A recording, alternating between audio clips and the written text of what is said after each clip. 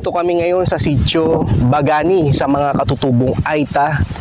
Mula dito sa aming kinalalagyan, matatanaw nyo po yung kabundukan na kung nasaan nakatira yung mga katutubong Aita. At muli po nating balikan at alamin natin yung pang-araw-araw nilang pamumuhay. Aakyat po tayo papunta dun sa taas para kumustahin natin at alamin natin yung pang-araw-araw nilang pamumuhay, yung mga katutubong Aita. Samahan niyo po kami sa aming paglalakbay sa mga katutubong Aita dito sa Sitio Bagani.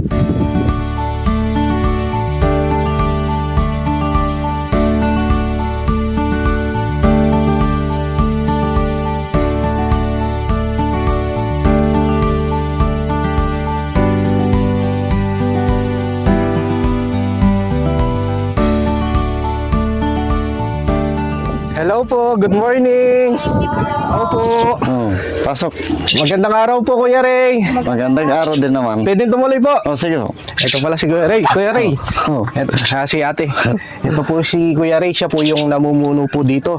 At Kuya Ray, ate, kumusta po? Ayos naman. At meron po kaming panibagong tulong po na ipagkakalob po dito sa sitio para sa mga katutubong. Salamat naman kung meron, boss. Kami nandito kami lagi, Kuya.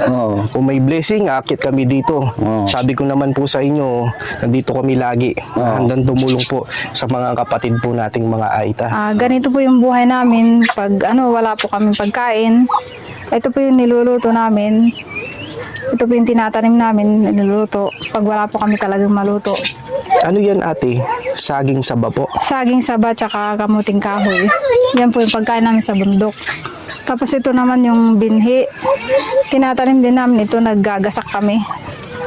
Ay, anong binhi yan? Mais. Mais. Oo, ito yung pagkain namin sa bundok. Ay, ginagawa nyo, ate, pinapatuyo nyo muna po. Oo, pinapatuyo namin sa apoy para maganda siyang pagtubo niya pag tinanim na.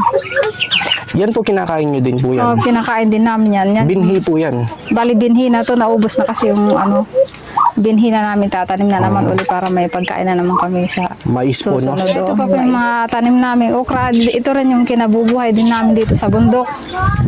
Binibenta namin kung minsan pag walang kinakain namin. Ito lang yung ginugulay namin, wala kasi kami pambili ng ulam. Yan, ate, tinatanim nyo po? Oo, tinatanim namin. Anong pa pong madalas na tinatanim nyo po dito, maliban pa po sa okra? Ito yung kamuting kahoy, yung kanina. Kamuting kahoy po? Oo, tsaka yung upo. Ang dami nyo po palang gulay, no, ate? Oo, yung gulay. Pag hindi po kami magtatanim dito, wala po kaming makain. Ganito, pag wala po kasing arawan yung mga mister namin, wala ding pagkain. Nakikipag-arawan din kasi kami. Bale, pag nabuka din ito, pag may pumupunta, binibenta namin.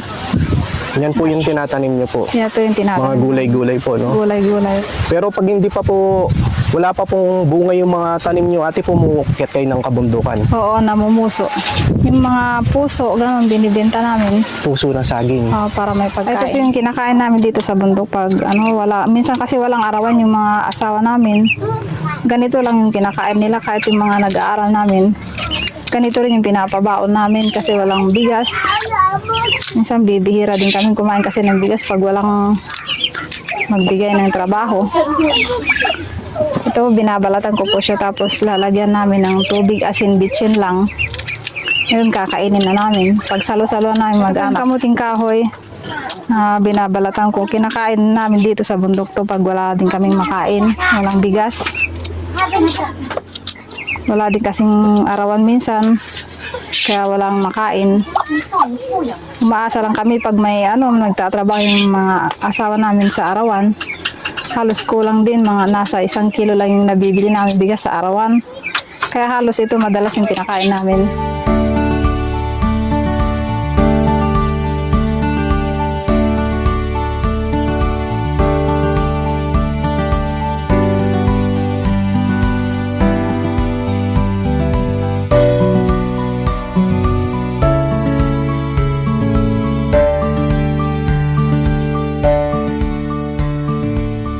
Magandang umaga po sa inyo lahat, anak. At buti nakarating kayo sa amin. Ito naman ang sinasabi ko sa inyo. Dito talaga anak, pag wala nang arawan, wala nang talagang trabaho. Minsan kumakain kami, minsan hindi. Minsan kape lang, okay na. Minsan 2 araw, 3, ganun. Pag nag-aaral yung mga bata, kape, pwede na lang. Basta makapunta sa school, ganun. Okay na lang. Ay ngayon anak, sa tapos na yung trabaho dito sa mga palayan, wala na kaming hanap buhay. Wala nang trabaho, tapos na pati yung kamote, tapos na rin anak. Yung ano, yung mga halaman namin, hindi pa pwedeng harbisin. Kasi bata pa sila, kumbaga bata pa sila anak, hindi pa pwedeng ibinta sa palengke, wala pang bayar na pumupunta dito sa amin. Kaya hindi pa sila humuhupa dito sa amin.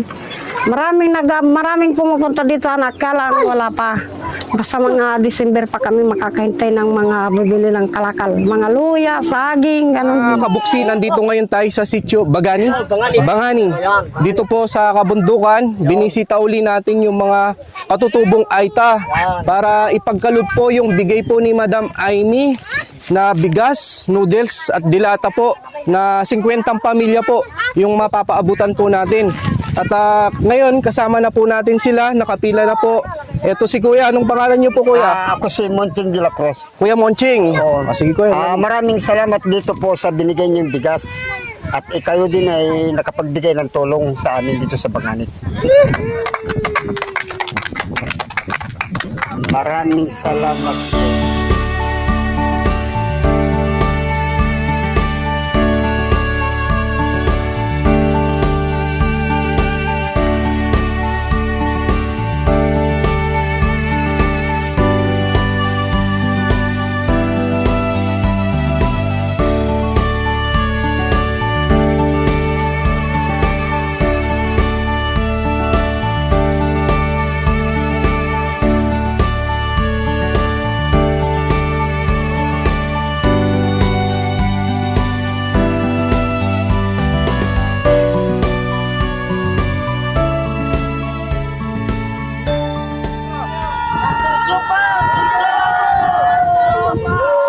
Thank you po.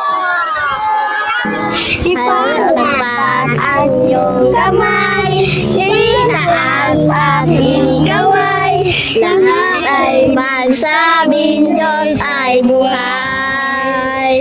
Habang buhay, pagpupurihan siya. Habang buhay, pag-ibig ko sa'yo'y iaalay. Kailanman di kita ipagpapalit, bakat sa piling mo'y langit.